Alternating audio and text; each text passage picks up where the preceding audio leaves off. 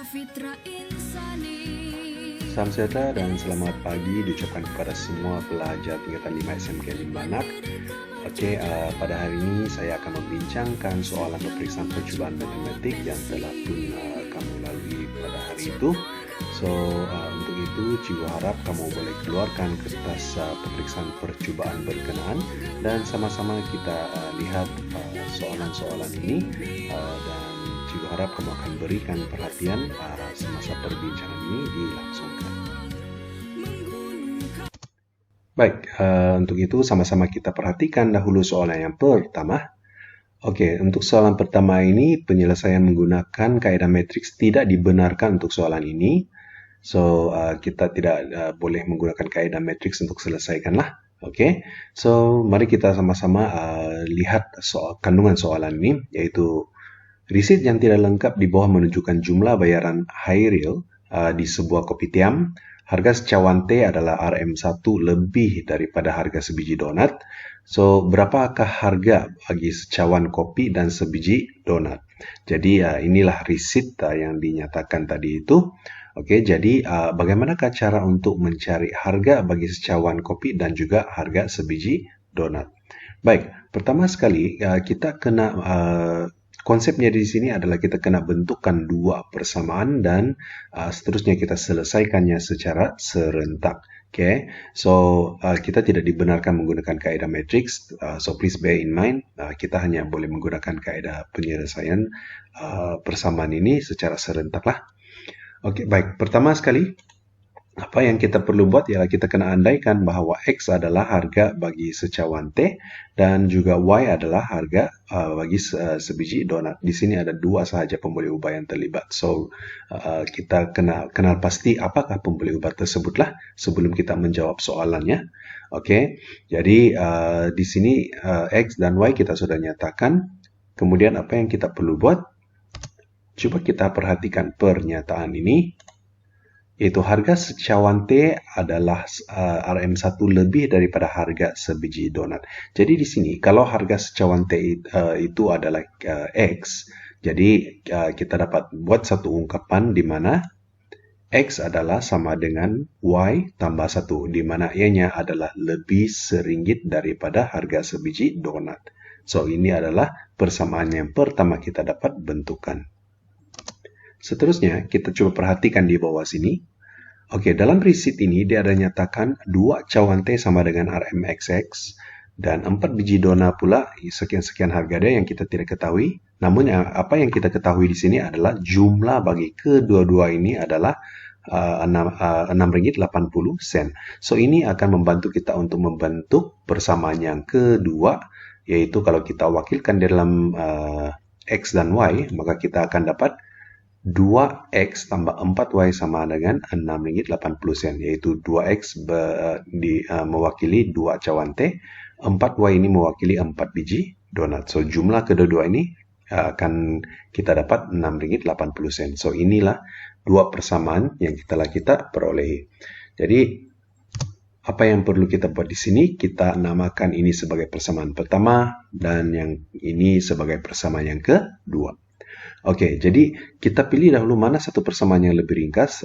Jelas sekali adalah persamaan yang pertama ini adalah persamaan yang lebih ringkas. Jadi apa yang perlu kita buat ialah kita masukkan persamaan yang pertama ini ke dalam persamaan yang kedua. Maknanya X sama dengan Y tambah 1, yaitu Y tambah 1 ini kita gantikan ke dalam X bagi persamaan yang kedua lah. Nampak? Jadi kalau X ini saya ganti dengan Y tambah 1, maka kita akan dapat 2 darab Y tambah 1 tambah 4Y sama dengan RM6.80. Inilah jadi dia, ya. Jadi apa yang kita boleh buat di sini kalau kita kembangkan, maka kita akan dapat 2Y tambah 2 tambah 4Y sama dengan RM6.80 ataupun 6.8. Kemudian kalau kita permudahkan, 2Y tambah 4Y kita akan dapat 6Y. 2 ini dibawakan ke sebelah kanan, kita akan jadi tolaklah. Daripada positif jadi negatif. Dan kita akan dapat 6Y sama dengan RM4.80 ataupun 4.8. Jadi apa yang kita buat? Kita pindahkan 6 ini ke sebelah. Maka kita akan dapat Y sama dengan 0.8. Yaitu kita hanya bahagikan 4.8 ini dengan 6 lah. Oke, maka kita akan dapat 0,8. Jadi di sini kita telah mendapat harga bagi sebiji donat yaitu Y ya, yaitu sama dengan 80 sen. Jadi sekarang apa yang kita perlu cari? Kita perlu cari harga secawan T. Baik, untuk harga secawan T, okay, kita guna balik nilai Y yang telah kita peroleh yaitu 0,8. Apa yang kita perlu buat di sini ialah kita ganti masukkan Y sama dengan 0, di mana-mana persamaan yang lebih mudah tadi. Sama ada persamaan pertama ataupun kedua lah. Jadi jelas sekali persamaan pertama itu lebih mudah, maka kita gantikan persamaan, kita gantikan Y sama dengan 0,8 ini ke dalam persamaan 1, yaitu X sama dengan Y tambah 1. Ini persamaan yang pertama tadi. Oke, so apabila kita gantikan Y sama dengan 0,8, kita akan dapat yang inilah. Oke, so apabila kita tambahkan, kita akan dapat X sama dengan 1,80, yaitu RM Rp1.80. Dan ini sebenarnya merupakan harga bagi secawan T. Dan Y tadi itu adalah harga bagi sebiji donat, yaitu dengan harga 80 sen. Jadi inilah jawaban untuk soalan yang pertama. Sama-sama kita perhatikan pula soalan kedua.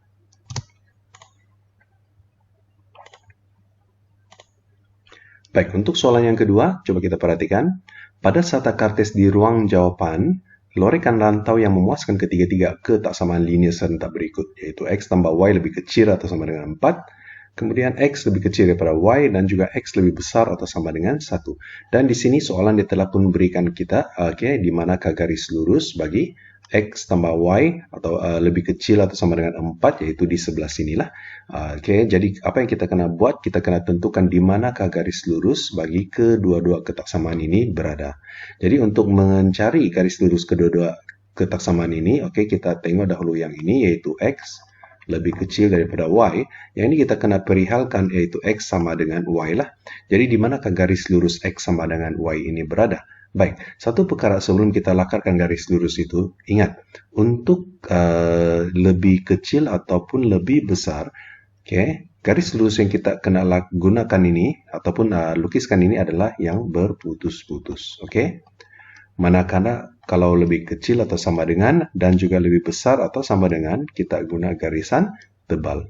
Jadi balik kepada soalan ini, ketaksamaan yang ini, memandangkan X lebih kecil daripada Y, dan kita kena perihalkan di manakah garis lurus untuk X sama dengan Y, ianya sebenarnya berada di sebelah sini.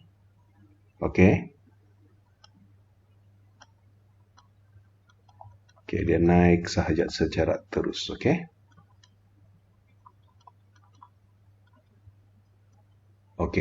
So inilah garis lurus untuk X sama dengan Y. Ingat sahaja. Untuk X sama dengan Y, dia mesti berada dari sini tengah dan dia akan terus naik ke atas. Saya percaya kamu semua sudah tahu sebab kita telah buat banyak latihan yang seumpama inilah. Jadi tidak perlulah cikgu jelaskan lagi macam mana kenapa dia berada di sini. Jadi untuk yang kedua, yaitu X lebih besar atau sama dengan 1. Jadi kita perhatikan dipaksi X di manakah nilai 1 itu berada, di sebelah sini. Jadi apa yang kita buat? Kita buat satu garis lurus dengan menggunakan pembaris ya. Di sini cikgu tidak dapat gunakan pembaris. So untuk latihan ataupun jawaban dalam peperiksaan mesti guna pembaris. Jadi garisan tebal. Jadi yang ini adalah X sama dengan 1 lah. Untuk yang ini. Right? Dan yang ini pula adalah X adalah sama dengan Y. Jadi kita telah berjaya untuk membuat ketiga-tiga mewujudkan ketiga-tiga garisan yang ada di sini. Seterusnya ialah bagaimana cara untuk melorengkan rantau yang memuaskan ketiga-tiga persamaan untuk yang ini. Kita tengok dahulu untuk ketaksamaan yang pertama, yaitu ini ya. X tambah Y lebih kecil atau sama dengan 4. Kalau lebih kecil, kita perhatikan ini adalah persamaannya. Dan ini adalah garis lurusnya. Kalau lebih kecil, kita mengambil kawasan lorengkan di bawah garisan ya. Kita buat dulu garisan anak panah ke arah bawah.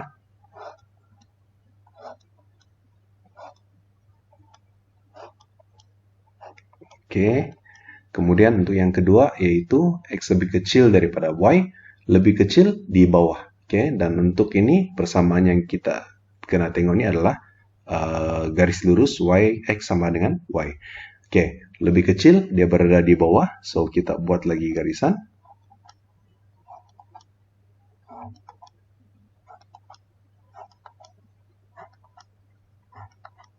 Oke, dan seterusnya. Oke, dan akhir sekali kalau kita tengok yang ini. Oke, ini adalah X lebih besar atau sama dengan 1. Oke, so kita tengok garis lurus X sama dengan 1 ini. Kalau dia lebih besar, oke, coba kamu tengok. Kalau lebih besar, anak panah dia menuju ke, ini kan seakan-akan ada satu anak panah. Dia menuju ke kanan kan. So, kita buat garisan ke sinilah.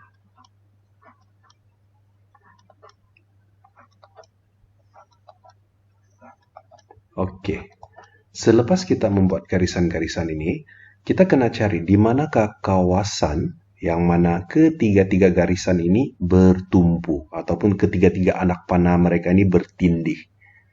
Oke, kalau di sebelah sini ada satu saja kan? Oke, kalau di sebelah sini ada dua sahaja garisan anak panah. Oke, so di sini pula ada satu, ini pun ada satu. Jadi kawasan yang ini, nampak? Oke, kawasan yang ini di mana tapi tidak termasuk yang ini ya. Ini ada satu sahaja anak panah. Jadi bermula daripada sini sampai lainnya. Oke, cikgu tukar dahulu warna pen. Oke, jadi bermula daripada kawasan sini sampailah sini, kan? Nah, inilah kawasan yang memuaskan ketiga-tiga persamaan ketaksamaan yang dinyatakan di atas. Jadi apa yang kita buat? Kita hanya perlu lorengkan kawasan ini dan yang lain ini kita padam. So ingat, apabila kita melukis anak panah yang ada di sini ini, sila lukis guna pensel dahulu. Sebab ini adalah untuk rujukan kita. Selepas kita dapat kenal pasti di manakah kawasan pertindihan mereka ini, selepas kita kasih hitamkan ataupun kita coba lorengkan, padam yang lain ini. Tapi hati-hati, jangan terpadam pula garisan yang telah kamu lukiskan tadi itulah. Oke, jadi jawabannya, nah inilah jawabannya. Oke, berada di sebelah sini ya. Oke, tapi tidak di sebelah sini. Sebab di sini satu sahaja garisan yang terlibat. Oke, itu untuk soalan yang kedua. Dan kalau kita perhatikan, untuk pemarkahan, oke, bagi garis X lebih besar daripada 1 dilukis dengan betul, yaitu ini, kamu akan dapat 1 markah. Untuk garisan X lebih kecil daripada Y, yang ini, 1 markah. Kalau betul dilukis. Untuk kawasan berlorek pula, yaitu sebelah sini ini, kamu akan dapat 2 markah. Oke, so itulah teknik pemarkahan untuk soalan ketaksamaan ini. Baik, seterusnya kita akan pergi kepada soalan yang ketiga. Baik, untuk soalan yang ketiga, sama-sama kita perhatikan. Dalam raja 3, PQR dan TS ialah lengkok bagi dua bulatan yang berlainan tetapi mempunyai pusat yang sama, yaitu di O lah, sebelah sini lah. Oke, jadi PQR, ini dia, PQ dan R, ini adalah satu lengkok. TS adalah satu lengkok lagi ya. Oke, OQT dan ORS adalah satu garis lurus, yaitu OQT dan ORS adalah satu garis lurus. Diberi bahwa sudut OQOR adalah 36 darjah. Jadi di manakah sudut QOR itu? Oke, ingat macam mana kita mau tentukan sudut itu? QOR sudut itu berada di O lah kan? Kalau kita tengok QOR sudut itu berada di O, artinya di sebelah sini adalah 36 darjah. Dan sudut POR, oke, yaitu 120 darjah. Ingat, POR sudut berada di O. Kalau kita tengok POR, so sudut berada di O sebelah sinilah. Ini adalah 120 darjah. Oke. Baik, itu adalah maklumat-maklumat yang telah diberikan daripada soalan. Jadi kalau kita perhatikan apa yang dia minta, hitung luas dalam sentimeter kuasa 2 kawasan yang berlorek. Ya, tidak, yang ini saya ada mau. Oke, ini sahaja dia mau. Jadi untuk soalan ini apa yang cikgu buat? Oke, cikgu bahagikan ada 3 sektor di sini. Oke, kalau kamu perhatikan. Oke, cikgu bagikan ini kepada 3 sektor lah, yaitu sektor pertama E, yaitu QOR, ini satu sektor. C adalah satu lagi sektor, yaitu TOS, satu lagi sektor. Dan satu lagi sektor yaitu B di sebelah sini, yaitu POQ ataupun QOP lah. Oke, ini satu lagi sektor. Jadi apa yang cikgu buat, cikgu bagikan ini kepada 3 sektor yang berlainan. Dan kalau kita perhatikan, apa yang perlu kita buat, kita cari sahaja luas bagi ketiga-tiga sektor ini. Kemudian baru kita tambah dan tolak untuk mencari luas kawasan yang berlorek. Oke, semudah itu sahaja. Jadi untuk mencari luas kawasan luas sektor, ini ada diberi dalam rumus di kertas peperiksaan, jangan risau. Oke, yaitu luas sektor adalah per pi j kuasa 2 sama dengan theta dibahagi dengan 360 derajat.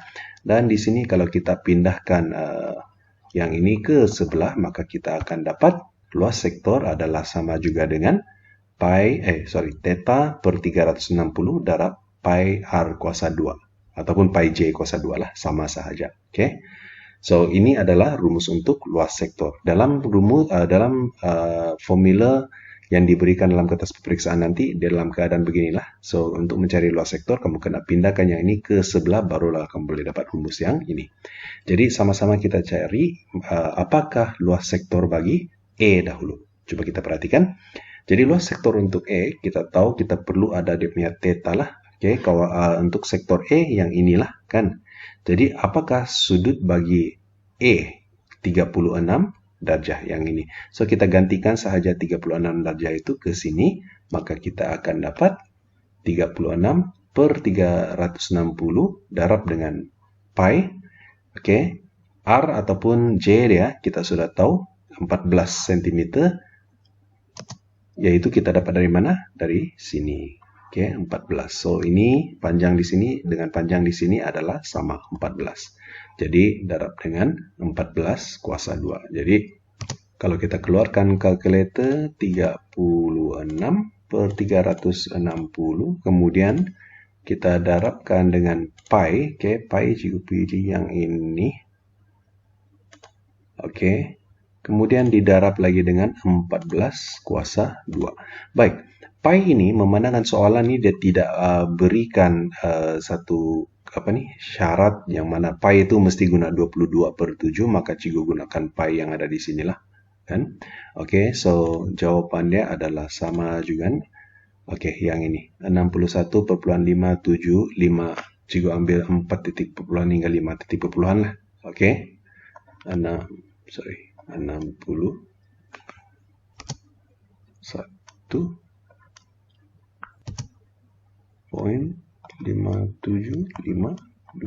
Oke, baik. Seterusnya kita pergi kepada luas B. Untuk luas B yaitu sektor yang ini ya. Oke, untuk luas B ini ramai pelajar yang buat silap tentang theta dia. Oke, ramai pelajar yang letak 120 terus. Sebenarnya kalau kita tengok luas sektor untuk B ini adalah P. Ini B ini adalah POQ kan. Sudut yang tercangkum ini adalah sebelah sini sahaja. Oke, bukannya keseluruhan 120 derajat. Jadi macam mana cara untuk mencari yang di sini saja? Kita tolak dengan 36 saja kan? Oke, 36 derajat. Maka kalau 120 ditolak dengan 36, kita akan dapat 84 lah. Oke, ini 84. Dengan jejari dia adalah sama dengan 14, gantikan di sini.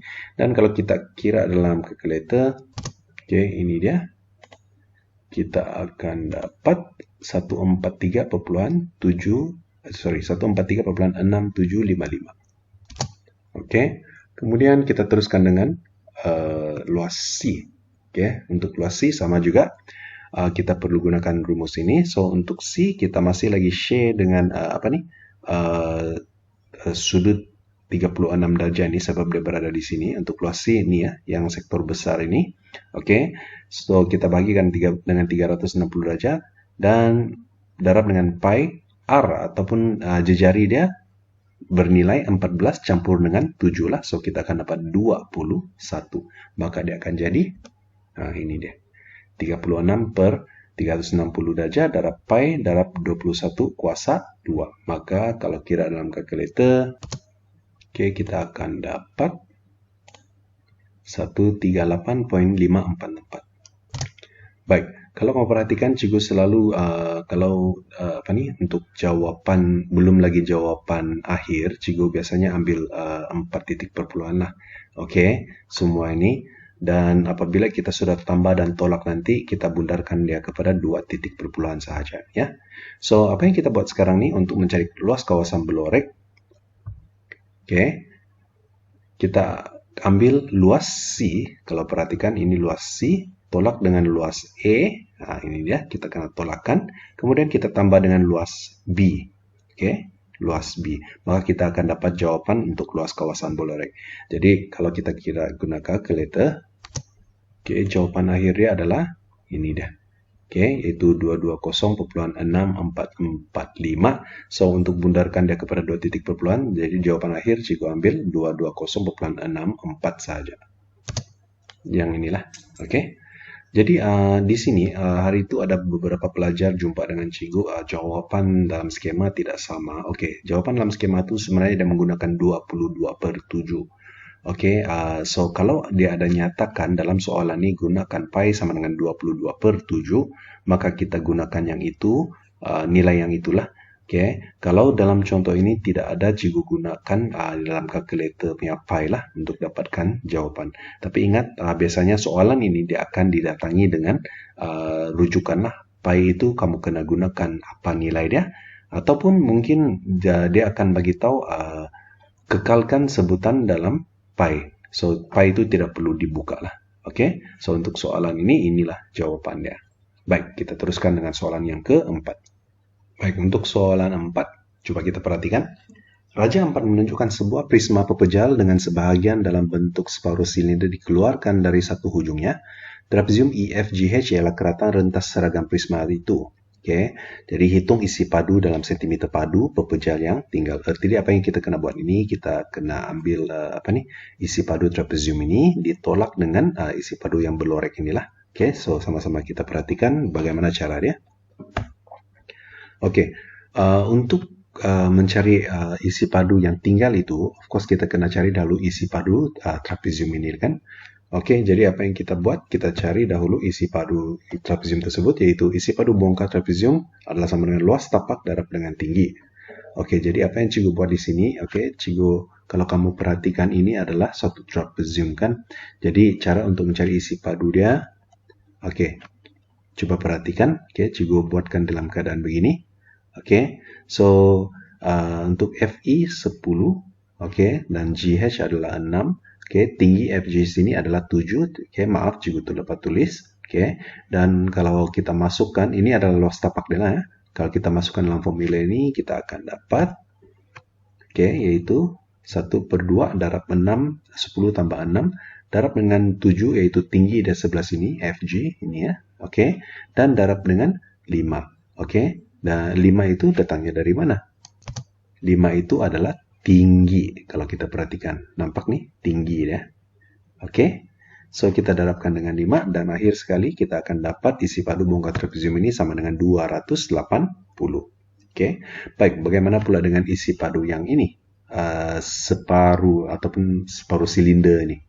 Jadi untuk mencari isi padu separuh silinder ini, kita akan cari dahulu isi padu silinder yang ini, yang mana sama juga rumusnya, isi padu bongkar bulatan lah, ataupun isi padu silinder ini kita ambil luas tapak darab tinggi.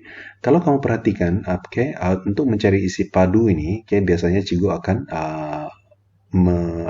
mengamalkan inilah, yaitu cikgu ambil luas tapak darab tinggi, luas tapak darab tinggi ya. Itu saya cikgu buat. Untuk apa sahaja bongkar silinder.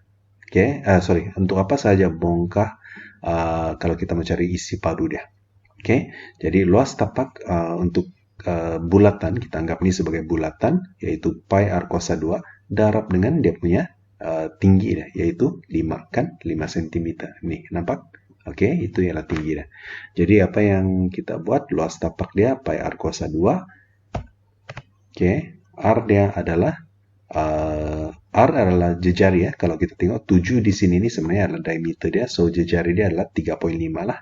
Oke, so kita ambil 7 bahagi 2 dapat jejari dia. Sebab itu dia 7 per 2 kuasa 2 darab dengan 5. Maka kita akan dapat isi padu silinder penuh ini adalah 192,4225 lah. Sekali lagi 4 titik perpuluhan yang cikgu akan ambil. Oke, jadi untuk mencari separuh daripadanya, oke, apa yang kita buat? Kita bahagikan kepada 2 saja. Kita akan dapat 96,2113 lah. Oke, ataupun 5 titik perpuluhan pun tidak mengapa. Sebab ini belum lagi jawaban akhir. Jadi apa yang kita buat? Kita ambil 280 ini, tolak dengan yang itu, isi paruh-separuh bongkar bulatan itu, maka kita akan dapat jawaban akhir adalah 183,78, yang mana selepas kita tolakkan yang ini, kita bundarkan kepada 2 titik perpuluhan. Ingat, jawaban akhir sentiasa 2 titik perpuluhan. Oke? So, ini adalah untuk soalan yang keempat. Seterusnya, oke, soalan yang kelima. Untuk soalan 5 ini, oke, kita perhatikan, Zack ingin menyimpan uang sebanyak 30.000 dalam akaun simpanan tetap selama 6 bulan. Berikut ialah kadar faedah simpanan tetap yang ditawarkan oleh sebuah bank kepada Zack. So, ini adalah kadar faedah simpanan tetap lah yang ditawarkan oleh bank kepada si Zack. Oke, so hitung jumlah faedah yang akan diterima oleh Zack jika beliau menyimpan selama 6 bulan. So, soalan ini sebenarnya adalah soalan faedah mudah yang telah kamu pelajari di tingkatan 3, tidak silap cikgu.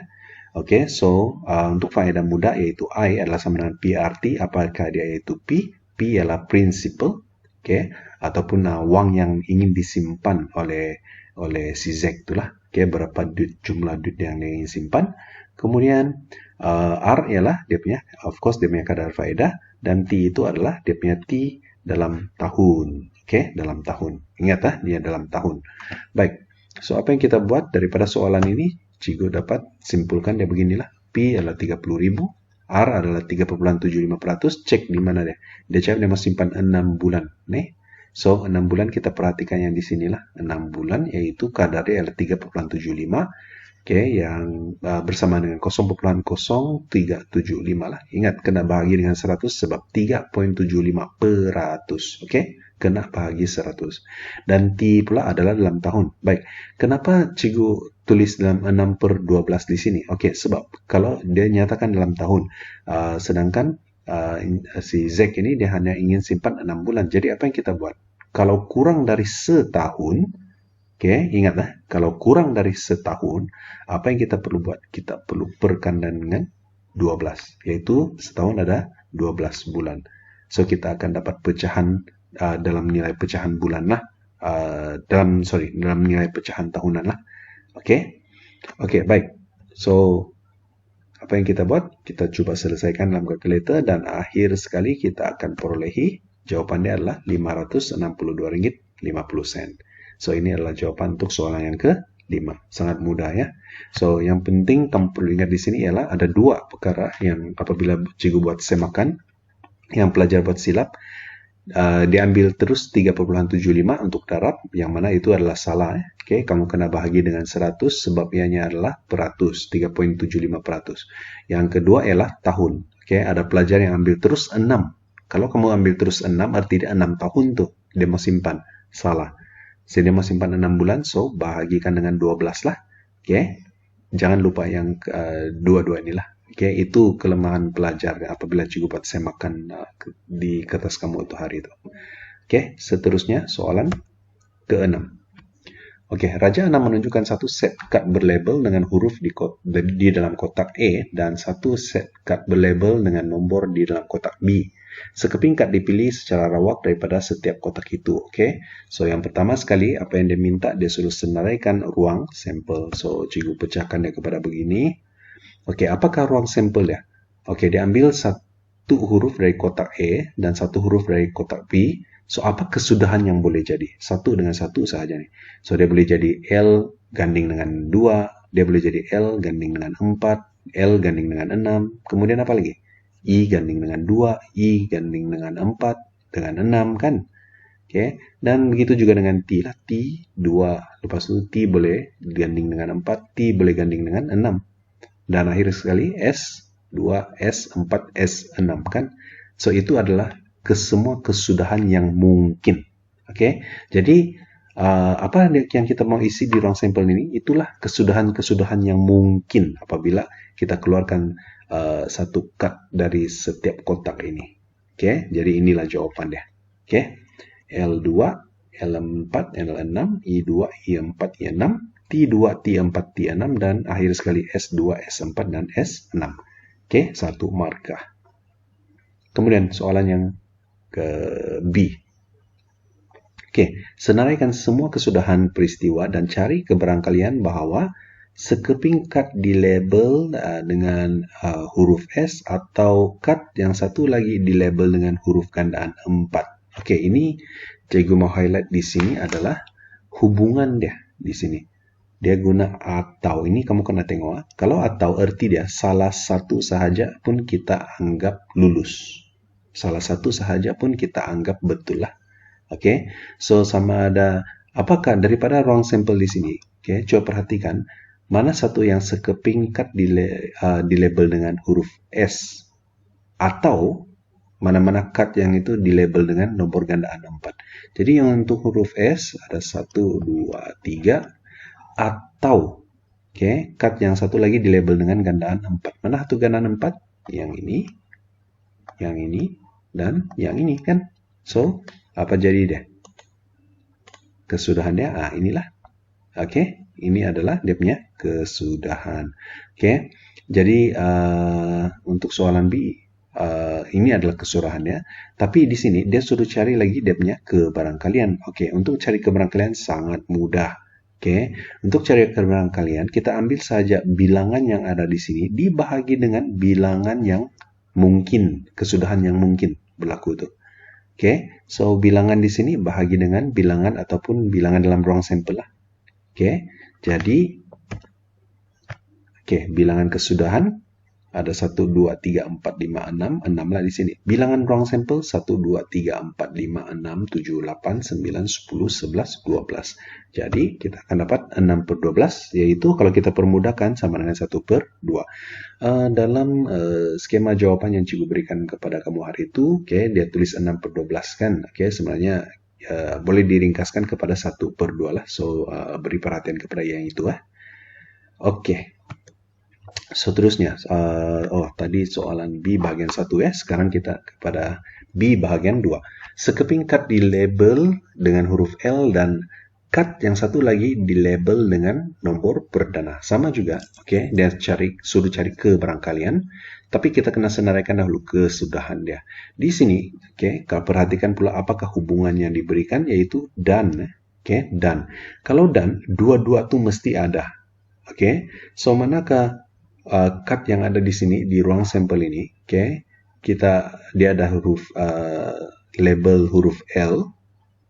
Huruf L ini ya 3 saja kan, 1, 2, 3, dan cut yang satu lagi itu dilabel dengan huruf nomor perdana. So daripada 3 ini mana satu yang nomor perdana, yang ada nomor perdana? Of course yang ini bukan nomor perdana, ini bukan nomor perdana kan, jadi ini sajalah. Nampak? Nampak beza dia soalan ini dengan soalan tadi. Yang ini guna dan, so kita kena perihalkan dia mesti ada L dan nomor dari kotak yang satu itu dia mesti nomor perdana. Tidak boleh perihalkan benda yang lain ini, tidak boleh. Syarat dia mesti mau ada L. So kita perhatikan pada L lah. Jadi kesudahannya L 2 saja.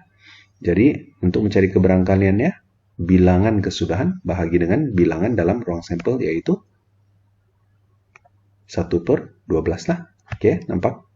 Bilangan kesudahan ini satu saja. Bilangan ruang sampel 12 lah. Di sini ada 12. So jawabannya adalah 1 per 12. Baik, kita teruskan. Soalan ke-7. Baik, soalan ke-7. Nyatakan sama ada setiap pernyataan berikut adalah benar atau palsu. So yang ini pun banyak sudah pendedahan juga berikan kepada kamu sebelum ini. So tidak perlulah kita susah untuk mengerah otak macam mana mau selesaikan. Benda yang sama juga.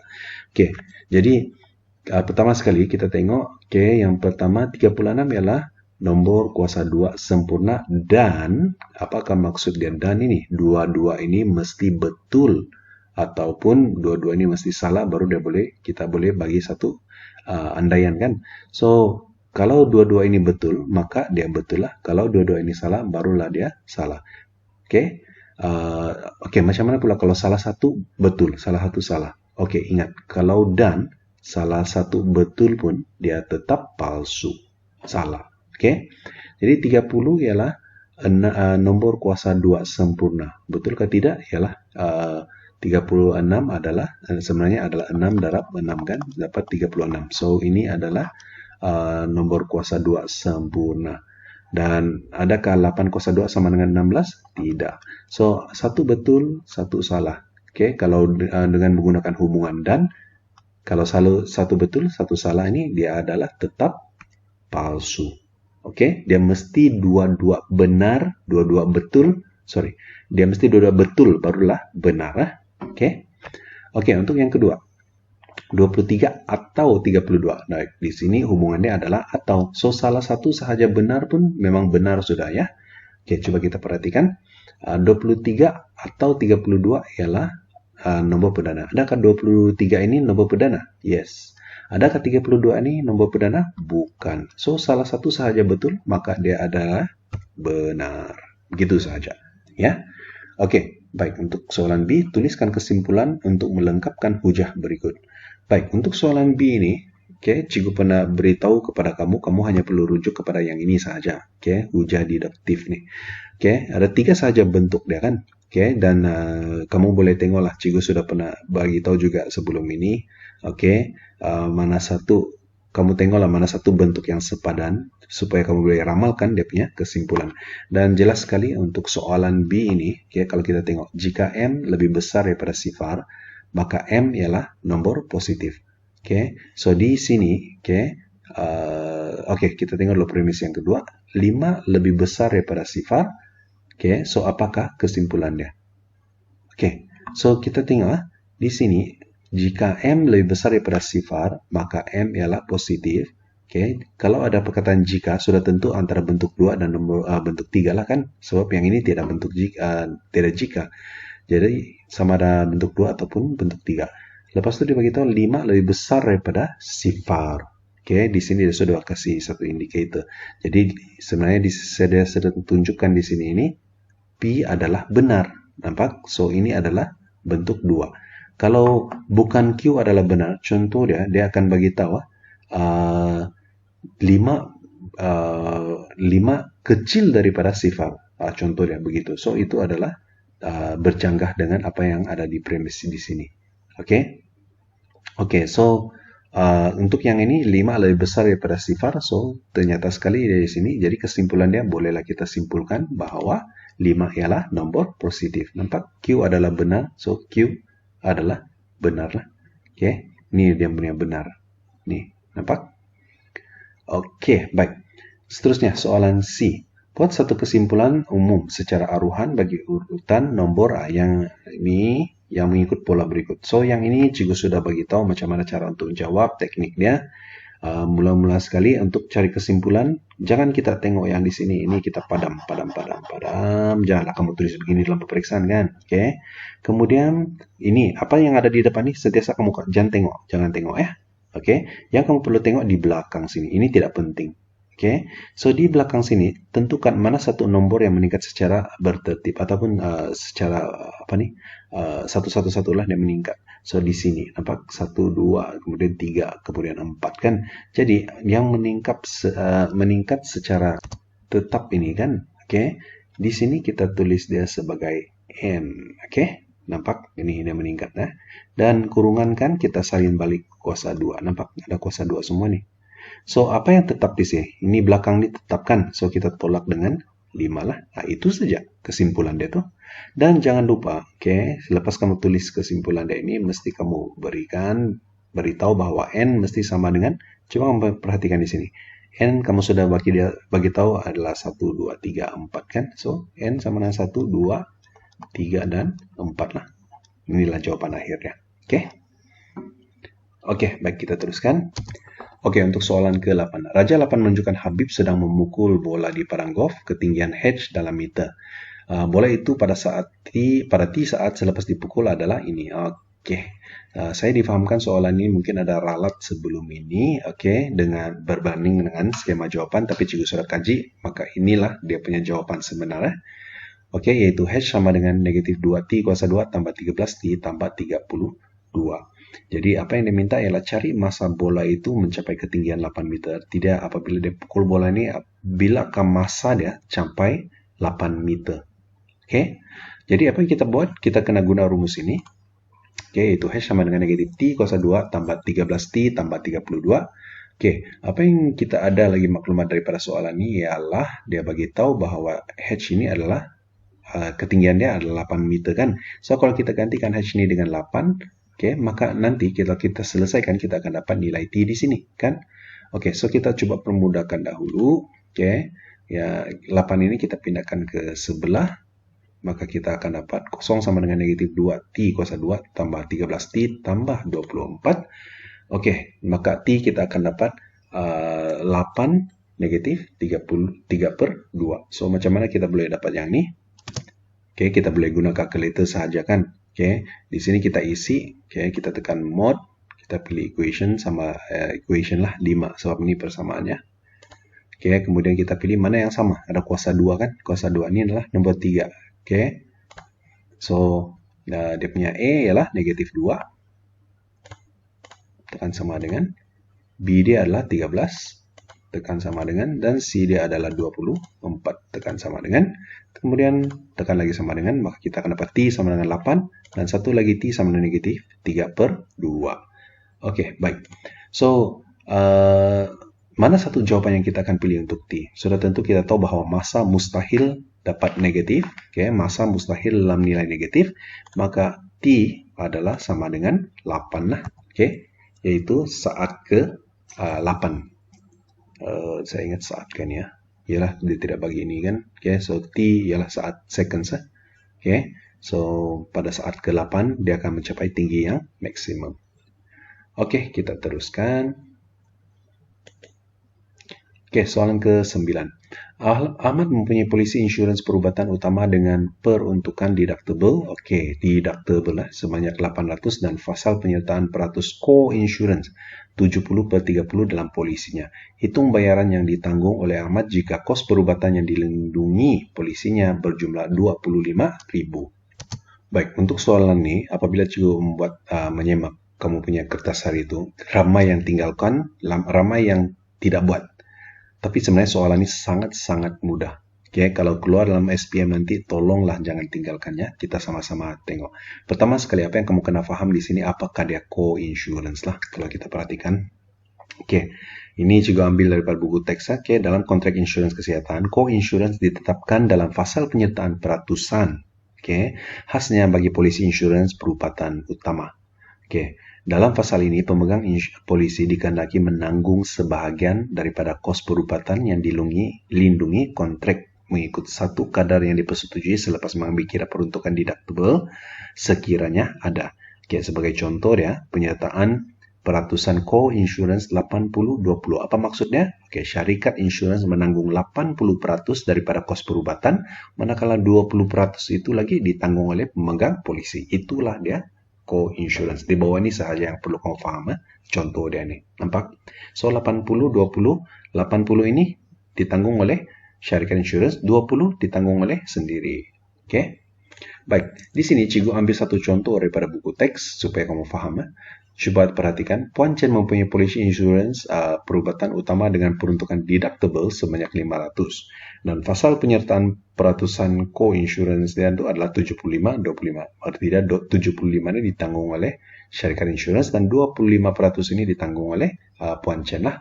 So, hitung bayaran kos yang ditanggung oleh syarikat insurans dan Puan Chen sendiri jika kos perubatan yang dilindungi polisinya berjumlah Rp20.600. So, pertama sekali, ini langkah yang pertama yang mesti kamu buat. Okay? Kita kena tahu dahulu apakah kos perubatan selepas deductible. Okay? Apa yang kita perlu buat? Kita hanya perlu ambil kos perubatan ini, tolak dengan deductible lah. So, inilah yang kita dapat Rp20.100. Oke, kemudian barulah kita dapat tentukan sama ada berapakah bayaran kos yang ditanggung oleh syarikat insurans ataupun kos yang ditanggung oleh Puan Chen. Selepas dapat ini baru kita dapat 2 ini ya. Cara dia macam mana? Kita ambil, oke, di sini untuk syarikat 75 kan. So 75% darab dengan kos perubatan selepas deductible inilah. Jadi berapakah kos yang perlu ditanggung oleh syarikat insurance? 15.075 ringgit. Oke, nampak?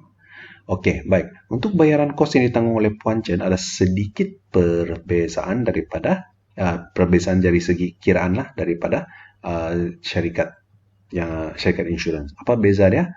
25% darab dengan ini ya kos perubatan selepas deductible, tapi kamu kena tambah deductible dia berapa? Dalam case ini deductible dia adalah 500. So kamu kena tambah 500 lah. Kalau 800 kena tambah 800 lah. Begitu. Barulah kamu boleh dapat kira berapakah kos yang ditanggung oleh Puan Chen. Yaitu dalam case ini 5.525 ringgit. Oke, boleh paham yang ini? Oke, baik, kita tengok kepada soalan 9 ini tadi. So, Ahmad mempunyai polisi insurans perubatan utama dengan peruntukan deductible dia 800 dan fasa penyertaan peratusan co-insurance 70-30 dalam polisinya. Hitung bayaran yang ditanggung oleh Ahmad jika kos perubatan yang dilindungi polisinya adalah berjumlah 25.000. So, langkah pertama kita kena cari dahulu kos perubatan selepas deductible kan. Oke, berapa? 25.000 macam mana? Kita tolak dengan 800. So, kita akan dapat 24.200. Oke. Kemudian bayaran kos yang ditanggung oleh individu. Kalau contoh itu tadi, oke, dia suruh kita cari sama individu dan juga syarikat. Untuk soalan ini dia lebih mudah. Dia suruh cari bayaran kos yang ditanggung oleh individu sahaja, tidak perlu pun cari bayaran kos yang ditanggung oleh syarikat. Jadi apa beza dia? Tadi masih ingat lagi? Yes, kita ambil peratus yaitu 30% nih ya. Oke, yang di belakang ini adalah pemegang insurance. Oke, 30% darab dengan kos perubatan selepas deductible. Kemudian kita kena tambah deductible. Jangan lupa sebab ini individu. So kita kena tambah 800. Kalau syarikat tidak perlu. Oke, jadi jumlah dia adalah 8.060 ringgit. Oke, boleh paham yang ini? Oke, baik, teruskan dengan soalan yang ke-10. Oke, sebuah kilang mengeluarkan dua jenis beras yaitu grade P dan juga grade Q. Jadwal 10 menunjukkan bilangan jualan dalam kampita pada bulan Jun dan juga bulan Julai. So, jumlah jualan kedua-dua beras ini dalam bulan Jun dan bulan Julai masing-masing ialah 21.600 dan juga 22.740. Oke, so dengan menggunakan kaidah matriks, di sini dia bagi tahu, mesti gunakan kaidah matriks, hitung harga jualan RM bagi sekempit beras P dan juga sekempit beras Q. Baik, untuk soalan ini, ramai pelajar yang tersilap apabila membuat ungkapan dalam bentuk matriks. Dari awal lagi sudah salah. Oke, sebab mereka keliru, di sini grade P ialah ini. Dorang ingat, dalam matriks itu samalah. Kita mesti P itu 250 dan P itu adalah 280.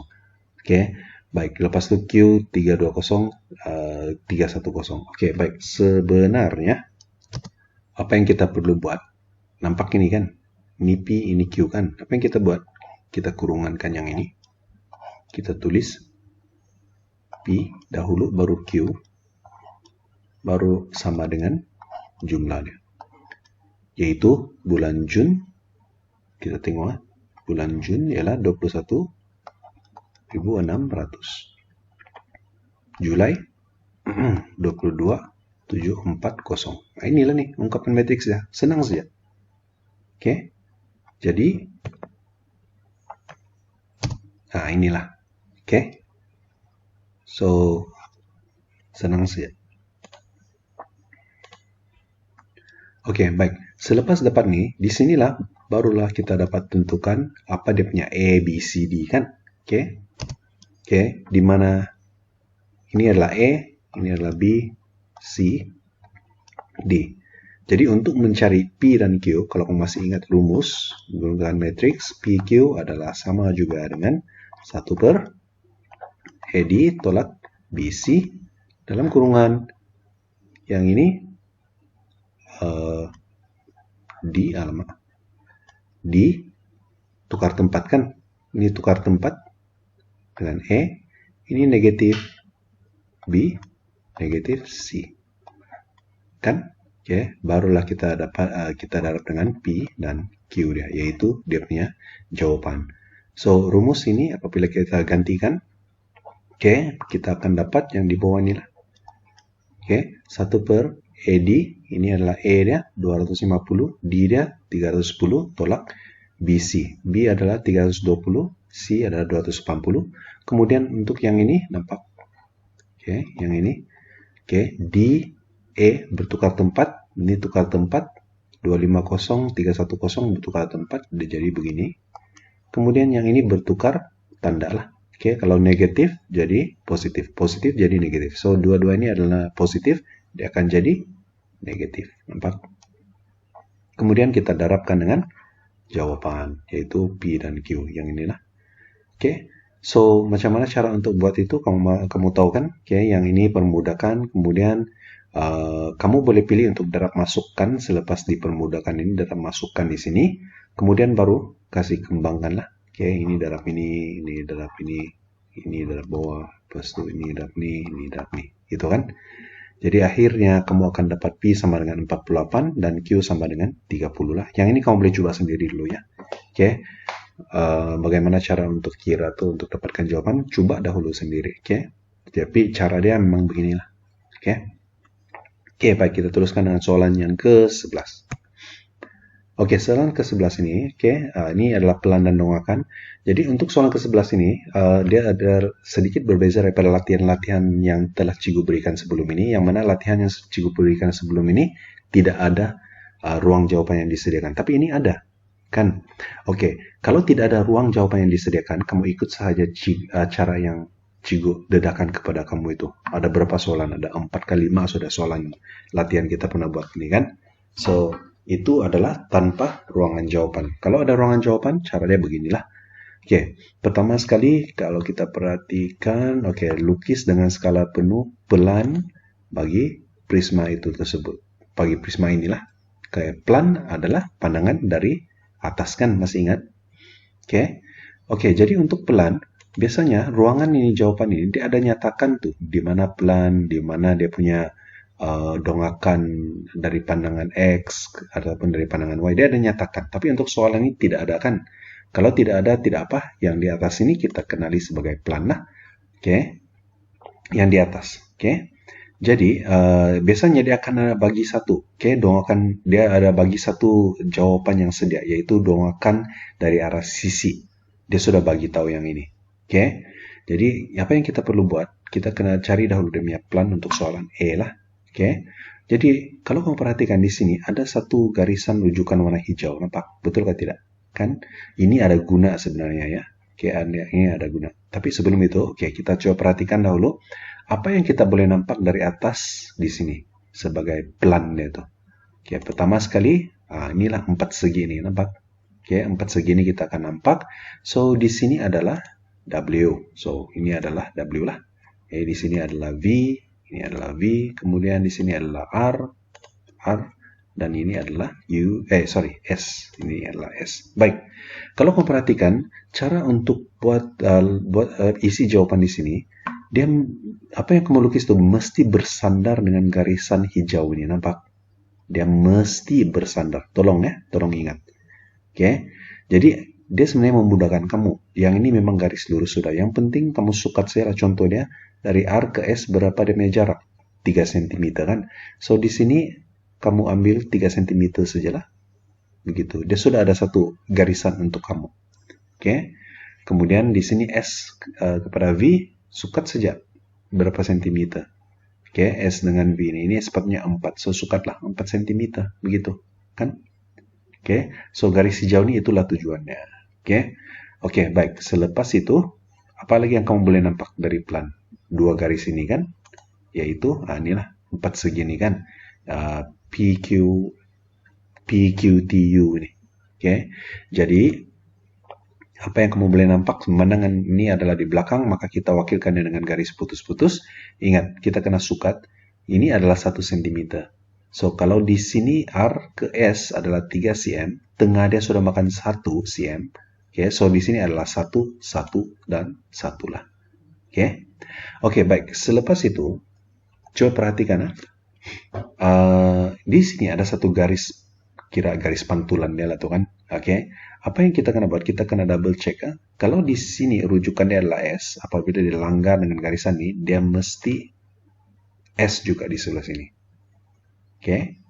Kalau di sini V dilanggar ini, dia mesti jumpa dengan V juga. Tolong buat saya makan tentang yang itu. Oke. Mesti sama. Oke, baik. Selepas itu, kita coba pergi kepada soalan B.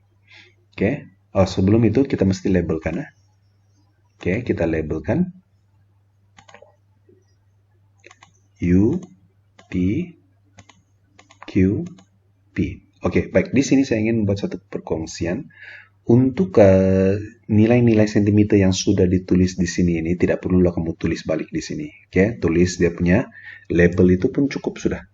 Oke, label pun cukup sudah. Tidak perlulah tulis berapa sentimeter di sini. Sebab di sini sudah dinyatakan. Melainkan, kalau ada bahagian yang tidak dinyatakan di sini, baru kamu tulis. Oke, nanti kita akan tengok. Oke, baik. Seterusnya, soalan B. Dongakkan prisma itu pada satah mencancang yang selari dengan PQ sebagai mana dilihat daripada X. Di sinilah, dari depan. So, dari depan nih, apa yang kamu nampak? Oke, sekejap. Dari depan ini apa yang akan kamu nampak? Ini. Inilah kan. Oke, so inilah yang kamu kena lakarkan di sini. Jadi apabila kamu lakarkan di sini, oke, apa yang perlu kamu ingat ya? Tolong kita tulis, kita lakar dahulu garis lurus RS ini di atas. Sebab kau tengok R dengan S mesti berjumpa di sini ya. So ini adalah R, ini adalah S, nampak? Oke. Kemudian, jangan dulu kita lukis garisan yang sengit ini. Oke, jangan dulu yang ini. Sebab kita tidak tahu yang ini berapa sentimeter. Yang kita tahu di bawah ini 1 sentimeter. Dan ketinggian ini kita boleh agakkan 2 cm. So, dari sini pergi ke bawah sini 2 cm. Kemudian, di sini adalah 1 cm. Nah, tulis. Jadi, macam mana kita mau tahu? Di sini, dia mesti sama. PQ.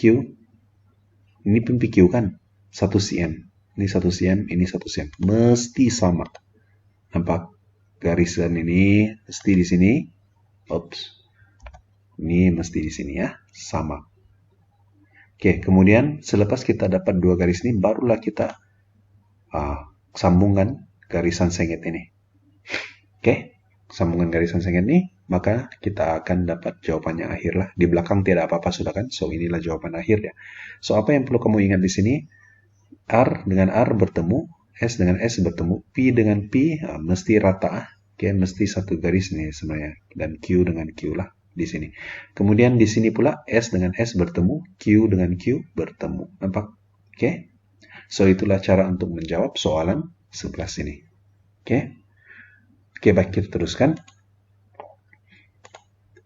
Oke, ini adalah jawaban akhir dia. Kamu boleh rujuk ke dalam skema jawaban itulah. Oke, ini adalah dalam skema jawaban. Dan perhatikan, garisan yang sengit ini, oke, dia tulis dia punya panjang. Sebab di sini dalam gambar aja tidak diberikan, so kamu boleh tulis berapakah panjang untuk garisan yang sengit inilah, ya. Oke, seterusnya untuk soalan 12. Oke, sama-sama kita perhatikan. Gaji tahunan Encik Abdul ialah 84.000 pada tahun 2020. Pada tahun tersebut, dia membayar zakat sebanyak 3.000 dan cukai bulanan PCB ya. Ini cukai bulanan ini adalah dipotong dalam gaji lah. Tiap bulan berapa dia akan bayar? Dia dipotong 180 ringgit. Oke, ini tetap sudah. Dia juga telah mendermakan 500 kepada pusat kebajikan yang telah diluluskan. Jadi jadwal 12 ini menunjukkan pelepasan cukai yang layak dituntut oleh Encik Abdul. Ini adalah jadwal pelepasan cukai dia lah. Oke. Oke, untuk soalan yang pertama. Hitung pendapatan bercukai Encik Abdul. Oke, juga ambil balik. Oke, apa yang kita sudah pernah belajar sebelum ini. Pendapatan bercukai ini adalah pendapatan jumlah pendapatan tahunannya. Oke. Ditolak dengan pengecualian cukai dan ditolak dengan pelepasan cukai. Pengecualian cukai ini adalah ini adalah pelepasan cukai. Oke, nampak jadwal 12 menunjukkan pelepasan cukai yang dituntut oleh Encik Abdul. Ini adalah pelepasan cukai dia. Pengecualian cukai pula adalah yang di atas ini. Oke. So, saya harap kamu paham lah. Oke, baik. So, apa yang kita buat? Nah, ini adalah dia punya pelepasan cukai dan pengecualian cukai di sini. Oke, kita boleh dapat. Oke, baik. So, apa yang kita buat? Jumlah pendapatannya adalah 84.000. Oke. Oke, ditolak dengan pengecualian cukai dia. Semua inilah. Oke. 500 dari sini, 500. Kemudian 9.000 dari sini, 7.000, 3.000, dan 1.250. Baik, ingat untuk apa yang tidak ditolak di sini kalau kamu perhatikan adalah dia punya PCB. PCB tidak ditolak ya. Oke, dan juga dia punya bayaran zakat tidak ditolak. Oke, tolong ingat ya. Yang dapat ditolak di sini ini adalah ya, yang 500 itulah tadi. Oke, yang 500 itu tadi. Oke, baik, kita teruskan. Oke, B, hitung cukai pendapatan yang perlu dibayar pada tahun itu. Oke, untuk menghitung cukai pendapatan yang perlu dibayar pada tahun itu, kita ambil dahulu pendapatan bercukai yang telah kita kira di soalan E tadi, yaitu 63.750. Dan berdasarkan pada jadwal, oke, jadwal cukai ini, 63.750 ini dia berada di mana? Dia berada di sini. Oke, so kita boleh perhatikan pengiraan dia macam mana lah, kadar dia berapa, oke, cukai dia berapa, ada semuanya di sini. So apa yang kita perlu buat untuk mendapatkan cukai pendapatan yang perlu dibayar pada tahun itu, oke, cukai tahunannya lah. Oke, kita ambil 5.000 yang pertama daripada 63.750, 50.000 yang pertama daripada ini, kalau kita perhatikan adalah 3.325. Oke. Baik, so apa yang kita perlu buat? Kita ambil jumlah pendapatan bercukai Encik Abdul, tolak dengan 50.000. Oke, kemudian kita darab dengan 19%. Oke, kita akan dapat 2.612.50 sen. Oke, so cikgu jelaskan di sini. Untuk 50.000 yang pertama daripada 63.750 ini, cukai yang dikenakan dia adalah sudah ditetapkan 3.325 ya. Sudah ditetapkan. Oke, untuk baki dia macam mana? Ambil cukai yang ini, cukai pendapatan ini, tolak 50.000 sebab di atas sudah kena tolakan. Kemudian kita darab dengan 19% untuk dapat baki yang berikutnya. Oke, begitu saja. Jadi cara dia, apa yang kita perlu buat? Kita tambahkan kedua-dua inilah untuk dapatkan jumlah cukai pendapatan perlu dibayar oleh Encik Abdul. Oke, sangat senang ya, rujuk kepada jadwal sahaja. So, yang di sini kamu perlu perhatikan ialah, yang kamu perlu beri perhatian ialah, berapakah 50.000 pertama itu dia kena bayar. Kemudian yang berikut dia tuh, okay, yang seterusnya, dia tidak semestinya 20.000 lah. Kan, oke, ya, dalam case ini ialah dia di bawah 20.000 lah kan, baki dia kan, oke, darab dengan 19% saja maka akan dapat baki dia, kemudian kamu jumlahkan saja. Oke, baik, kita teruskan. Untuk C, adakah Encik Abdul perlu membuat bayaran baki cukai pendapatan? Ini adalah soalan yang tidak ada pelajar jawab pada hari itu. Oke, tidak dapat jawab dengan betul sepenuhnya, dapat markah penuh. Oke, baik. Macam mana kita mau tahu sama ada dia perlu membuat bayaran baki cukai pendapatan ataupun tidak? Oke, di sini kita telah perolehi cukai pendapatan yang perlu dibayar oleh Abdul ini adalah 5.937 ringgit 50 sen dari soalan yang B tadi kan. Kemudian bayaran zakat dia, ingat bayaran zakat 3.000. Oke, potongan cukai bulanan, oke, yaitu 180. Kita darabkan dengan 12 bulan. So, kita akan dapat 2.160. Oke, ini 1 tahun sahaja. 12 bulan saya kita ambil lah. 1 tahun. Jadi, apa yang kita perlu buat di sini, kita ambil cukai pendapatan yang perlu dibayar ini, tolak dengan 3.000 dan tolak lagi dengan potongan cukai bulanan PCB dia. Kalau kamu tengok, ada baki kan?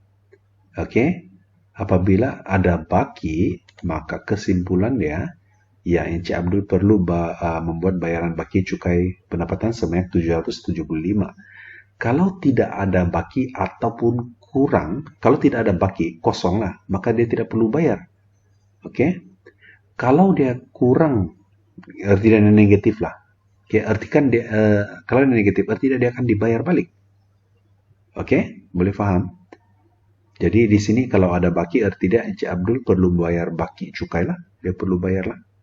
Oke? Kalau kosong, dia tidak perlu. Kalau dia negatif, LHD yang akan bayar dia balik. Oke, kalau dia negatif. Oke, sebab dia terlebih bayar sudah. Oke?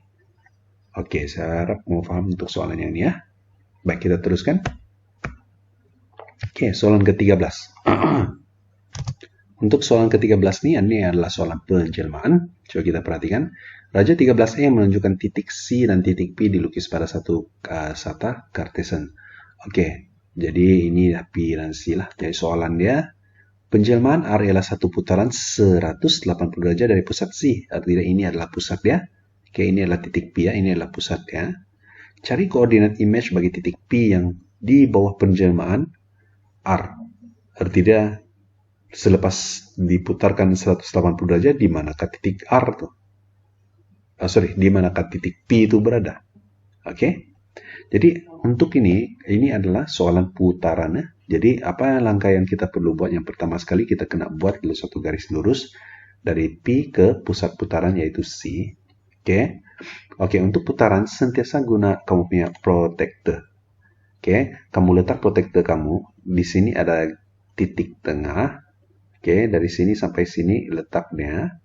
Kemudian kita tahu bahwa untuk 180 derajat, yaitu titik P ini dia akan bergerak dari sini sampai di sini kan. Kalau dari sini sampai sini tengah adalah berapa? 90 derajat. Kalau dari sini sampai ujung sini adalah 180 derajat. So, menangkan transformasi R ini adalah 180 derajat. Maka dari sini sampai ke sinilah. Oke, artinya dia berada di sini. Jadi kita tahu bahwa kalau dia berada di sini, kita buat satu garisan guna pembaris. Kita terus saja buat satu garisan guna pensil kamu, bersandar kepada protektor ini di sebelah sini. Oke. Kemudian kita kira petak dia. Dari pusat kepada pusat putaran kepada P ada 1, 2, 3 kan. So di sini pun mesti 1, 2, 3 dan tandakan. Oke. So inilah image dia selepas 180 derajat. Kalau 90 derajat di sebelah sini. Sama juga, kalau 90 derajat di sebelah sini, kamu kena kira petak sih ya. 1, 2, 3 lah. Kalau dia sepertinya sebelah di sini lah. Kalau 90 derajat. Ini 180 derajat di sini. Dan tentukan apa koordinatnya. Apa koordinat di sini? 10, 12. Ini adalah 11 kan. So, 11, 2. So, inilah jawabannya. Koordinat bagi image titik P selepas penjelmaan R.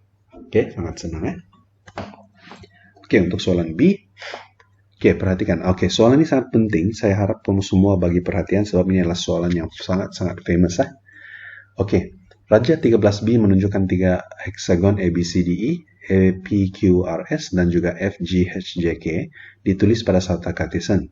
So, FGHJK ialah image bagi EPQRS di bawah gabungan penjelmaan VU. Ingat, kalau dia tulis penjelmaan V dengan U, mana satu dahulu yang dilakukan? Penjelmaan mana dahulu yang dilakukan? U dahulu, baru V. Oke, tolong ingat ya. Oke, so huraikan selengkapnya. Oke, apabila dia suruh huraikan selengkapnya, dia mau bagi tahu lah di U ini apa yang berlaku. Dia transformasi kah? Pembesaran kah? Oke, ataupun putaran kah? Oke, ini yang kamu kena tulis lah. Oke, so pertama sekali, apa yang kita kena buat? Tolong ingat dan dengar. Kita kena tentukan dahulu daripada gambar aja di sini, mana satu image, mana satu objek. So, daripada soalan ini, kita tahu bahwa FGHJK ini ya, yang ini adalah image, dan ini adalah objek yang besar nih, nampak? Ini adalah objek. So, apa yang kita perlu buat? Oke, ini adalah objek, dan ini adalah image. Ini biarkan dahulu. Oke, so apa yang kita perlu buat? Kita kena labelkan dahulu. Ini adalah tekniknya. Kita kena labelkan dahulu objek ini sebagai satu. Kemudian, memandangkan di sini ada 3 heksagon. Kalau objek sebagai satu, image ini yang paling last. Dia akan jadi 3. So, 2 itu berada di mana? Nah, yang inilah. Oke, yang ini. Dia akan jadi 2. Oke.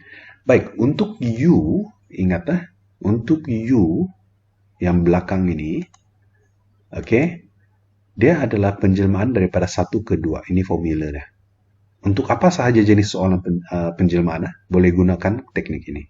So, daripada 1 ke 2. Jadi, apa yang kamu nampak daripada 1 ke 2 ini? Oke, apakah jenis penjelmaan yang terlibat? Daripada 1, dia jadi 2. Oke, penjelmaan ini ada 4. Dia ada translasi, pantulan, putaran, pembesaran. Mana satu yang terlibat kalau kamu tengok?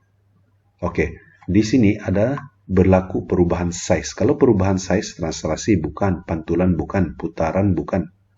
Pembesaran, yes. Pembesaran sahaja yang akan melibatkan perubahan size. So, kita tahu sudah penjelmaan dia nih, okay, adalah pembesaran. Jadi, untuk dia cakap huraikan, apa yang kita perlu buat kalau huraikan? Kita tulis pembesaran ini, dia perlu ada pusat pembesaran, dia perlu ada faktor skala. Baik, apabila kamu tulis sahaja pembesaran, itu sudah memadai untuk kamu dapat 1 markah. Oke, seterusnya untuk kasih cantik lagi, untuk dapatkan markah penuh untuk U, kamu kena uraikan apa pusat pembesaran, apa faktor skalanya. Oke, so untuk pusat pembesaran sangat senang. Daripada 1 kepada 2, kita cari 2 titik yang sekata. Ini apa nih? 2 titik yang sama lah. Oke, so 2 titik yang sama di sini untuk objek 1 dan dengan 2 nih. Kita ambil R sama D contohnya. Mana-mana 2 titik yang sama pun boleh ya. Tapi cikgu ambil contoh R dengan D. Jadi apa yang cikgu buat? Kita buat satu garis lurus guna pembaris. Kemudian cari lagi 2 titik yang sama. Ataupun 2 titik yang inilah. Yang sama tuh. So, mana lagi 2 titik yang sama? Kita boleh ambil Q dengan C ini sama kan? Oke, bucu dia ini sebenarnya sama. So, garis lagi. Oke, sekurang-kurangnya 3 titik ya. 3 titik. Oke. So, mana lagi 2 titik yang kita boleh ambil? Boleh ambil P dengan B juga. Boleh. Tidak masalah. Walaupun dorang segaris sudah sini. Gariskan. Oke. Dan di sini kita akan nampak di mana titik mereka bertumpu. Di sebelah sinilah kan. So, kita tandakan. Maka ini adalah dia punya pusat pembesaran. Oke. So, 82 lah. Settle pusat pembesaran. Faktor skala macam mana? Oke, faktor skala of course kita kena guna rumus lah. Oke. Faktor skala ini adalah rumusnya adalah panjang sisi image. Kalau kita tengok ini adalah objek, ini adalah image semasa dia. Sebab kita bincangkan 2 saja kan, 1 dengan 2. So ini adalah objek, ini adalah image. So berapakah panjang image? Sisi image. Di sini 1 petak. Kalau kita ambil CD dengan QR lah, CD 1 petak, QR objek 2 petak. Jadi dia akan jadi 1/2. Oke, ada yang tanya, cikgu macam mana dengan kalau saya ambil sisi yang lain? Sama juga. Oke, kalau kita ambil sisi yang lain, contohnya image, di sini 4 petak. Jadi ini 4. Di sini berapa petak? 3, 6, 8 petak. So, 4/8. 4/8 permudahkan dapat 1/2 juga. So, sama juga. Same thing ya. Oke. Oke, baik. Ini adalah U. U dijalankan dahulu di belakang. So, 1 kepada 2. Tolong ingat teknik ini. Kemudian baru kita pergi ke V. Yang seterusnya lah. Apa yang berlaku di V, adalah, sebelum tu, inilah jawaban untuk U. Pembesaran pada pusat 82 dengan faktor skala 1/2. Mesti ada 2 perkara ini yang kamu nyatakan. Baru boleh dapat markah penuh. Oke, sekarang kita tengok pula untuk V. V yang daripada 2 kepada 3 lah kan. Ingat kalau U daripada 1 ke 2, kalau V 2 ke 3. So, untuk V daripada penjelmaan 2 ke 3. So, kita fokus yang ini dengan ini saja. Jangan lagi kita tengok yang besar nih. Sebab kita sekarang ke peringkat yang seterusnya. Daripada 2 kepada 3. Jadi, 2 kepada 3 ini, apakah dia punya penjelmaan? Sama ada translasi, pantulan, putaran, atau pembesaran? Coba perhatikan. Ini adalah pantulan. Sangat jelas kan? Oke. So, untuk pantulan, satu saja kamu perlu nyatakan. Pantulan di mana garis pantulannya? kan? So, kalau ini adalah dia punya objek, ini adalah image dia sekarang. So, garis pantulan dia berada di tengah-tengah inilah, kan? Ini dia. So, cek balik. Dari sini pergi sini 2 petak, ini di sini 2 petak. Ambil titik K, 1, 2, 3. Ambil titik I, 1, 2, 3. So, dialah itu. Jadi, garis pantulan dia, kalau kita tengok, of course, dia berada paksi Y. Jadi, Y sama dengan 7 lah. Oke. Jadi, macam mana kamu huraikan? So, V, pantulan adalah merupakan pantulan pada garisan Y sama dengan 7. Itu sahaja. Sangat senang kan? So, kamu coba buat lagi latihan berhubung dengan inilah. Ini adalah soalan yang sangat famous. Mungkin dia akan diberikan putaran, mungkin dia akan diberikan translasi, bergantung lah. Oke, tapi teknik dia itu ingat 1, 2, 3. Teknik 1, 2, 3 ini tolong ingat. Oke. Oke, baik. Untuk soalan C. Nih, coba perhatikan. Di bawah diberi bahwa luas kawasan Blorek adalah 90 cm kuasa 2. Hitung luas dalam cm kuasa 2 bagi pentagon FGHK. Inilah berapakah luas dia ini. Dia sudah bagi tahu luas kawasan Blorek untuk yang ini ya. Ini sahaja, tidak termasuk nih ya. Ini sahaja ini adalah 90 cm square. Oke. So, apa yang kita perlu buat di sini? Oke, kita tahu bahwa formula untuk cari luas image yang kamu sudah pelajari adalah faktor skala kuasa 2 darab luas objek. Kan? Oke. Jadi di sini ini adalah luas image, ini adalah luas objek. Jadi, luas objek ini malangnya yang dia bagi 90 cm kuasa 2 ini tidak termasuk yang ini. Dia hanya bagi yang ini sahaja, kan? Oke, apa yang kita boleh buat? Luas image ini, oke, kita tulis. Oke, faktor skala dia 1/2 kuasa 2 kita sudah tahu. Darab dengan 90, yaitu ini, luas kawasan Blorek nih. Tambah dengan luas image yang ini, kan? Oke, tambah dengan luas image yang ini. Oke, barulah kita boleh dapat luas objek. Nampak? Ini bukan luas objek ya. Yang Blorek ini adalah luas kawasan Blorek. Luas objek sepatutnya adalah luas keseluruhan ini. Itu formula dia. Kita kena ikut. Oke, kalau tidak penuh, kita kena tambah luas dia lah. Oke. Jadi, di sini coba tengok. Luas image di sini pun ada luas image. Kan? So, macam mana mencari luas image ini? Tidak apa, wakilkan dia dengan X sahaja. Luas image adalah X, di sini adalah X. So, kita cuma perlu cari nilai X lah. Oke, jadi permudakan 1/2 kuasa 2 ini, kita akan dapat begini. Darab masuk, kita akan dapat 45/2 tambah X per 4. Samakan pembawa dia, oke, kemudian darab silang. Kita akan dapat 4X sama dengan 90 tambah X. So, pindahkan X ini ke sebelah akan dapat 3X, tolaklah kan. Oke, so macam mana mencari X? Pindahkan 3, kita akan dapat X sama dengan 30. Maka luas image yang ini adalah sama dengan 30 cm kuasa 2. Oke. Baik, seterusnya soalan ke-14. Soalan ini merupakan soalan gerakan pada garis lurus. Oke, coba kita perhatikan. Raja menunjukkan graf laju massa, oke, bagi pergerakan suatu zara dalam tempo 50 saat. Diberi bahwa jarak yang dilalui oleh zara itu pada laju seragam ialah 120 meter. Oke, so yang ini di sini laju seragam, kita boleh lihat laju seragam dia adalah 120 meter. Oke, rata sahaja, dia tidak meningkat, dia tidak menurun, so rata sahaja. Di sinilah kawasan laju seragam. Jadi apa yang disuruh buat? Hitungkan nilai T. Berapakah nilai T ini? Jadi kita ambil peluang maklumat laju seragam inilah berada di sini 120 meter. Sebab ini ini kan maklumat yang ada. Jadi apa yang kita buat di sini? Oke, kita tahu bahwa jarak adalah sama dengan luas di bawah graf bagi graf laju masalah kan. Oke, jarak adalah sama dengan luas di bawah graf. So, kalau kita perihalkan kawasan ini saja, sebab di sini dia ada bagi 120 meter. Oke, jadi kita boleh gantikan jarak untuk yang di sebelah sini ini adalah 120 meter.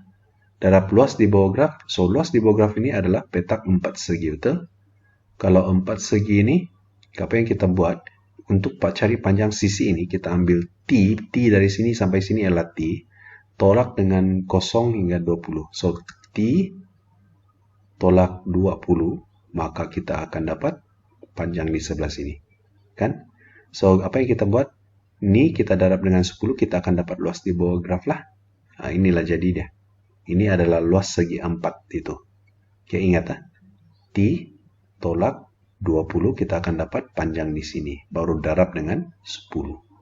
So, kita akan dapat luas segi 4. Nih.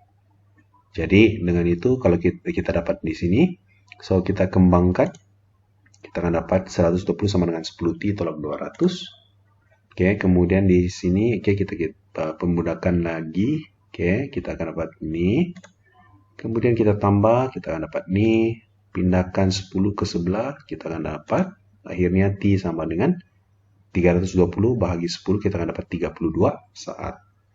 Oke, itu untuk soalan E lah. Oke, untuk soalan B, hitung kadar perubahan laju dalam meter pesawat Zara itu dalam 20 saat yang pertama. So, 20 saat yang pertama kita rujuk kepada di sinilah. Kadar perubahan laju di kawasan ini sahaja. Oke, dan kita tahu bahwa untuk cari kadar perubahan laju pada graf laju massa ini, kita hanya perlu cari kecerunan di bawah graf sahaja. So, kawasan ini saja, berapa kecurunannya. Jadi masih ingat lagi, kita ambil panjang pada paksi Y bahagi dengan panjang pada paksi X sahaja kan? So paksi Y adalah 10, paksi X adalah 20, so 10 bahagi 20 kita akan dapat 1/2 meter per saat kuasa 2. So itu adalah kadar perubahan laju deh. Untuk C, jarak yang dilalui dalam M oleh Zara itu pada tempo 50 saat. Dari sini sampai di sini, berapakah jarak yang dilalui? So, sekali lagi, jarak yang dilalui adalah luas di bawah graf. So, kita cari saja luas-luas yang ada di sini lah.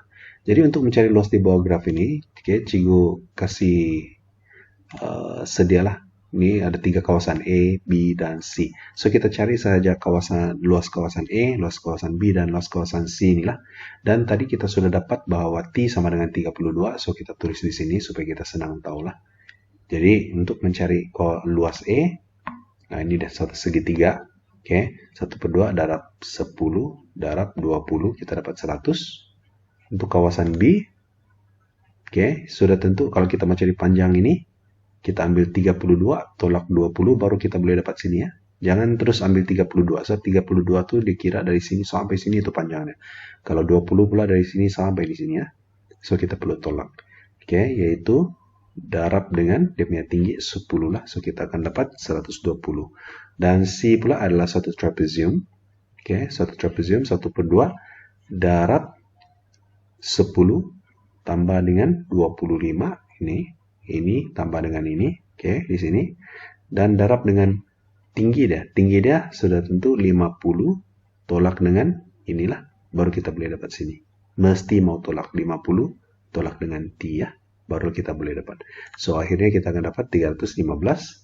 Dan untuk mencari jarak yang dilalui, apa yang kita buat? Kita tambahkan saja semua ini, kita akan dapat 535 meter. Ini adalah jarak yang dilalui.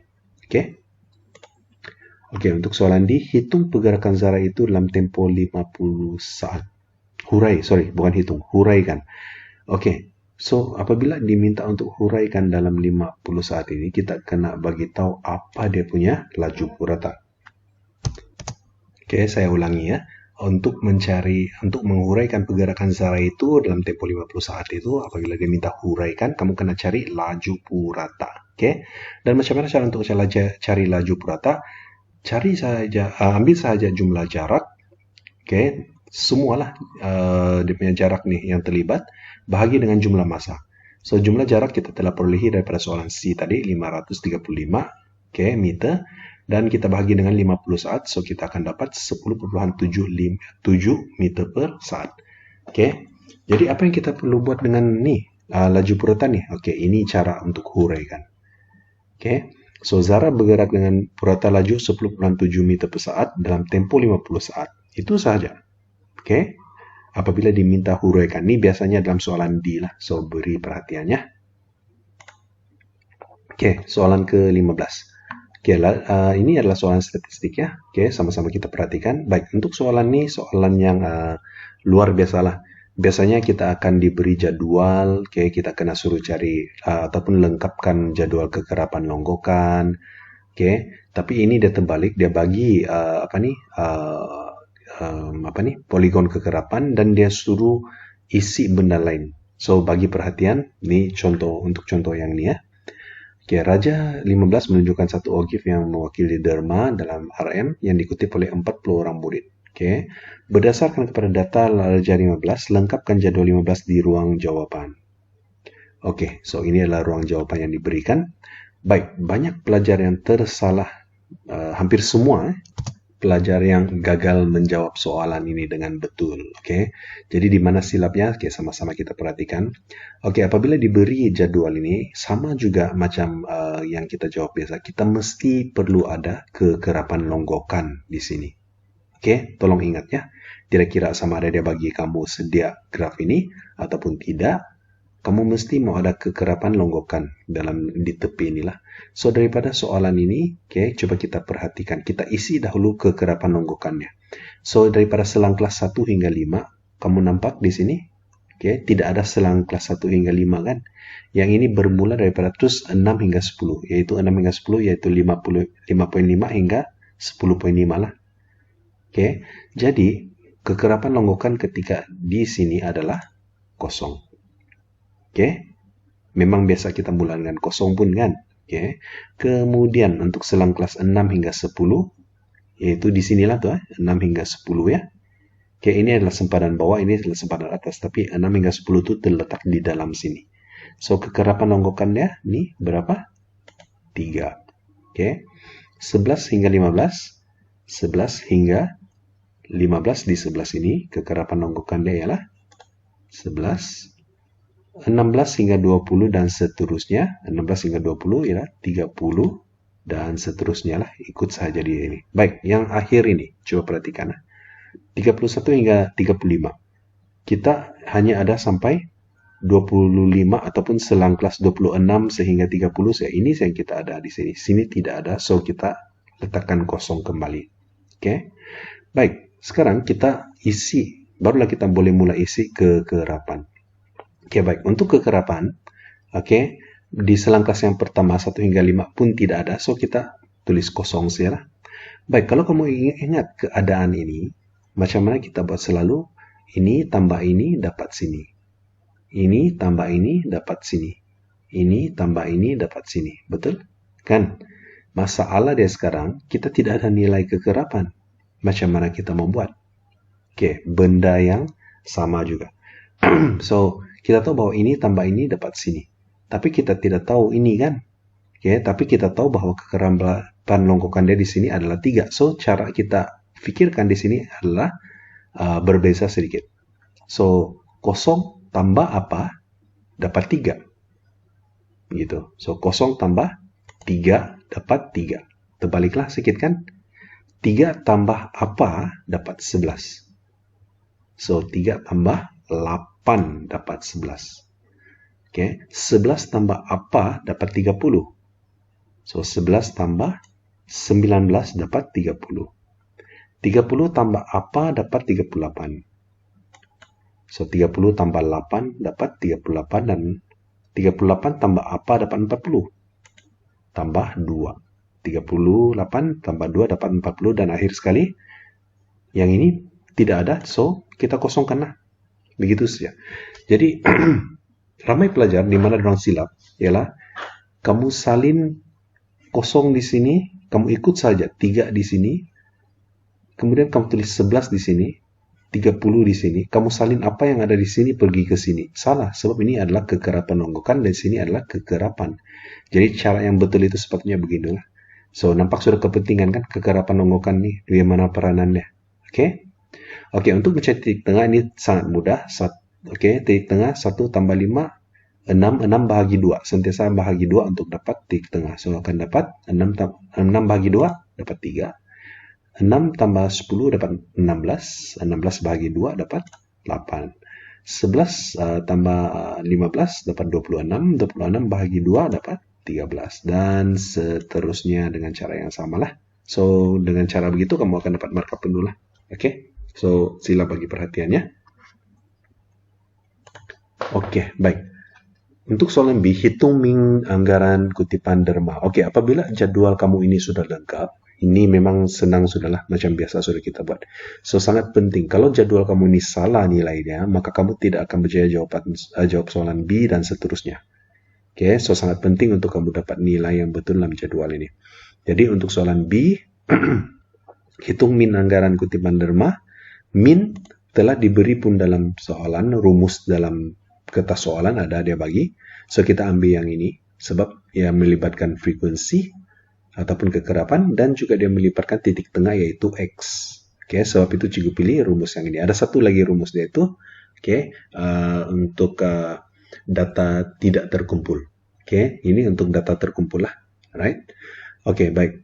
So, apa yang kita buat? Oke, cikgu buat dalam keadaan beginilah. Oke, untuk min jumlah fx. Ini adalah f, ini adalah x. Yaitu 0 tambah 3. 0 darab 3. Sebab f darab x.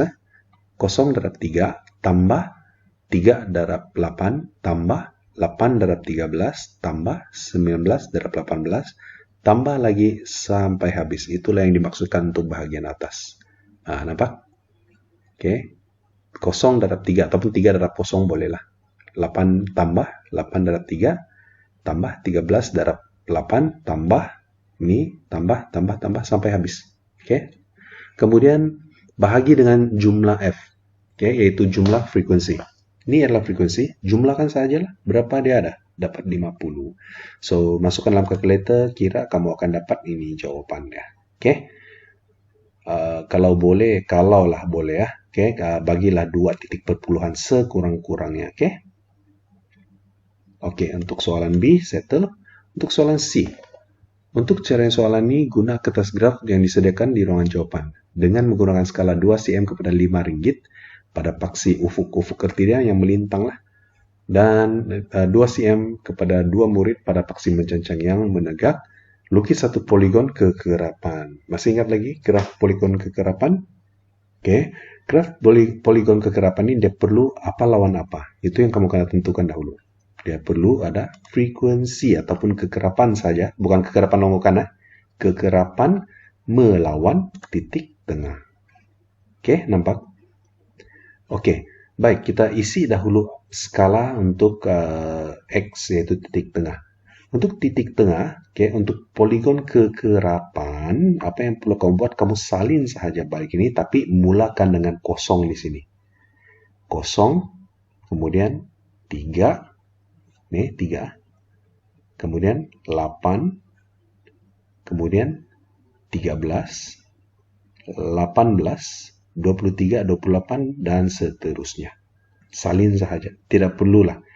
Dia memandangkan, walaupun dia cakap dengan menggunakan 2 cm kepada RM5 kan. Kalau kamu tengok, ini memang semua dia meningkat secara RM5. 3 campur 5, 8. 8 campur 5, 13.